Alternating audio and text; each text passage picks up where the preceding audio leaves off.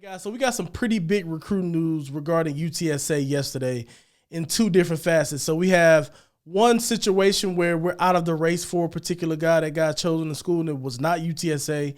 And we have someone coming into the program from a huge school. So that's where we'll start. So former Alabama linebacker Ian Jackson is transferring into UTSA. I wanted to start the video off with that one because that's the good news. And we've had a discussion about this situation for a while right now, and I wanted to react to it. I've been talking about over the last few months with you guys about where UTSA fits in this whole new reality of the transfer portal. What we've been reacting to a lot is our best players leaving and going to bigger schools and being poached because we cannot compete with some of the NIL money that these guys are being offered with, right? But one of the things that we have kind of kept a keen eye on and wondered when we were going to start getting some of these splashes was at what point are the players from these really big schools going to look at UTSA as an attractive option? And I think, this is going to be a start to that. We have some guys on our team from bigger schools in this last recruiting class that are coming in because they see UTSA as a school that is a winning school. There's a great coach here. And we really need to lean into that. So we have a guy from Tech. We got a guy from TCU coming in. And now we have Alabama. You think people aren't going to be looking at that. You got another thing coming for you. So here's the key thing about it, right? So you look at Ian Jackson and you say, what profile of player are we getting? If you go look at Alabama stats and film and things like that, you won't see any because he didn't play last season. You won't see any because he hasn't had a great career on the field at Alabama. He came in and he redshirted. The first year he played in the special teams a little bit, but I think he only appeared in 3 games, and then last year he didn't play at all.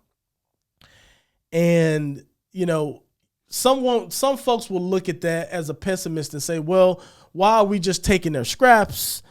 How does this actually benefit UTSA? Who's to say he comes in and plays here? And he may not. He may not. That is a very real situation. But if you look at this kid and you look at, how did he end up at Alabama? He showed a lot of promise in high school. He was rated a 4-star player in high school. He was offered by everybody in the country. Alabama, LSU, Oklahoma, Miami, Tennessee, Auburn, just to name a few. He had a ton of offers, coming out of high school. And, to me, that shows that he's shown ability in high school that had everybody in the country wanting his services at their place. And understand what Alabama is. Alabama, especially on that defensive side of the ball, offensive side of the ball too, under Nick Saban, all of those guys are NFL guys. So you got to understand, he's walking into a linebacker room with other players in there who are all NFL guys. It's no different than walking into the running back room at Alabama.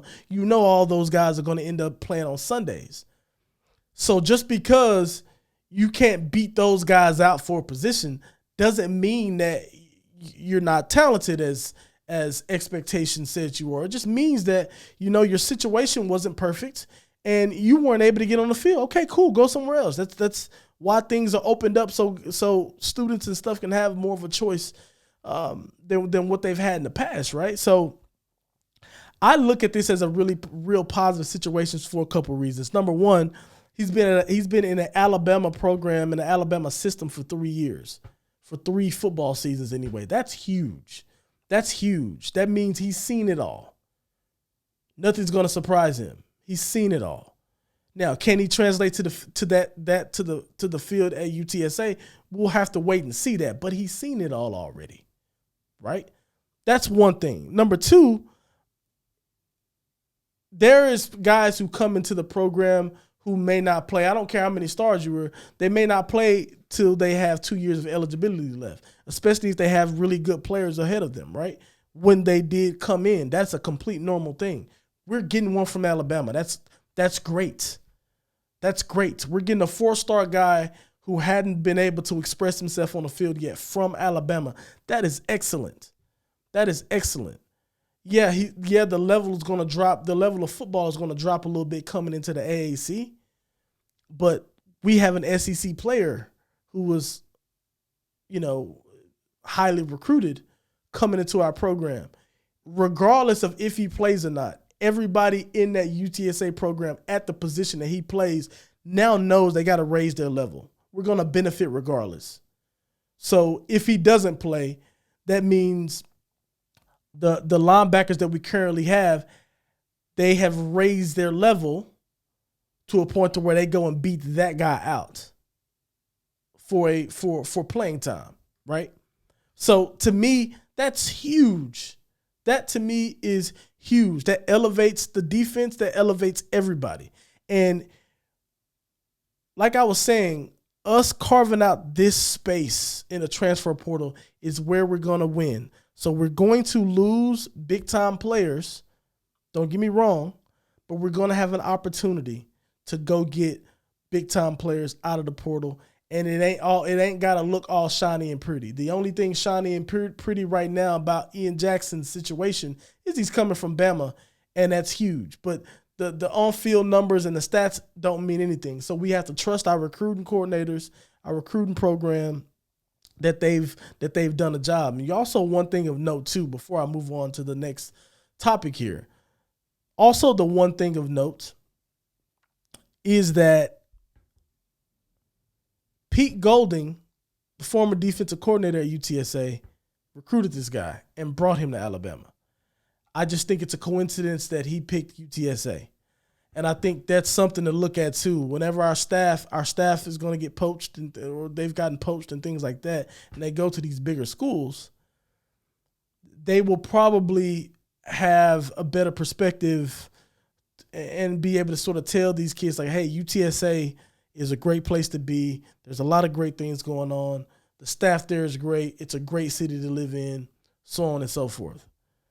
You got to believe, some of that could be happening. Just like those guys can poach our players too, right? You look at what the guys up in Oregon did with Cam Alexander. They poached Cam Alexander up to Oregon. So we have to be wary of that too. But, they could return the favor as well. And that can be huge. That can be beneficial. So I just think we are starting to carve our place out in this transfer portal situation. But I want to touch on another one. Quarterback from New Mexico State, Diego Pavia. We've talked about, for the last month or so on this show. UTSA has offered him. He played really, really well at New Mexico State. News broke yesterday he committed to Vanderbilt. He will not be coming to UTSA. This is a big deal because I think it is imperative that we bring in a veteran to come in and play quarterback and to come in and compete for a starting job. Not necessarily to come in and you throw him into the starting lineup off the top, but to come in and compete for a quarterback job. And it's the same situation that I'm looking for as I talked about what Ian Jackson is going to do for our linebackers. He's going to come in and elevate the linebacker room because now they know they have someone who is has some big-time experience, although he doesn't have it on the field. There's value in him being in that Alabama program, but I wanted UTSA to bring someone with some experience into the quarterback room to even go through the offseason, right? To go through this particular offseason. And, it looks like we probably won't be able to get one until maybe the transfer window in April, maybe. But I feel like we've had our eyes set on Diego Pavia, and it's just not going to happen. That is a little bit concerning for me because it's not that I don't believe in McCown and believe he can be the guy that leads us forward and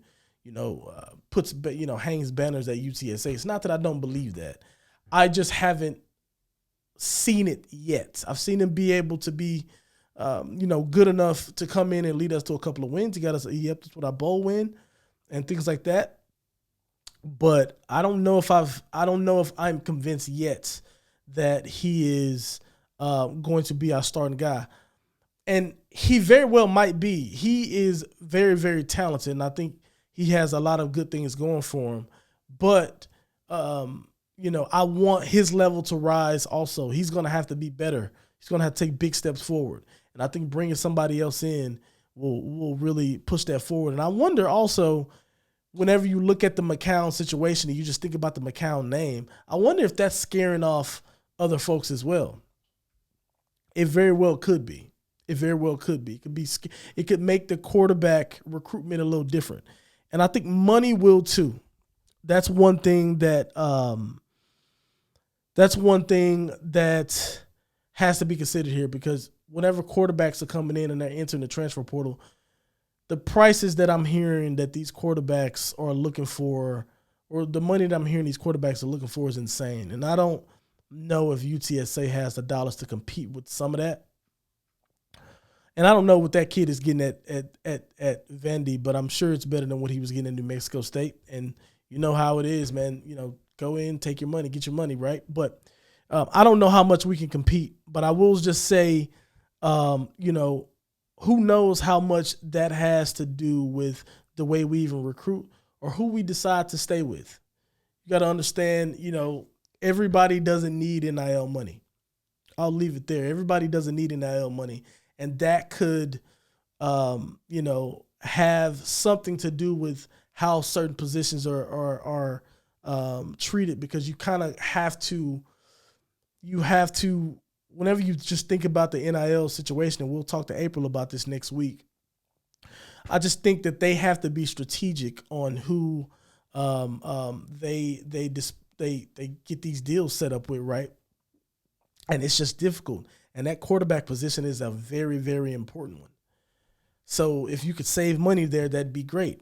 But, a lot of the times, especially if you're into that transfer portal, you're not going to be able to save any money on quarterback. So anyway, I wanted to come through and give you guys just a little update of what's been going on in the recruiting world. If you are new here, be sure to smash a like on the video and subscribe to the channel. If you're not new here, smash a like on the video as well, just so this could help the channel grow and boost the UTSA coverage's reach. That would be super helpful. Thank you guys for tuning in. Enjoy your weekend. We'll talk to you next week.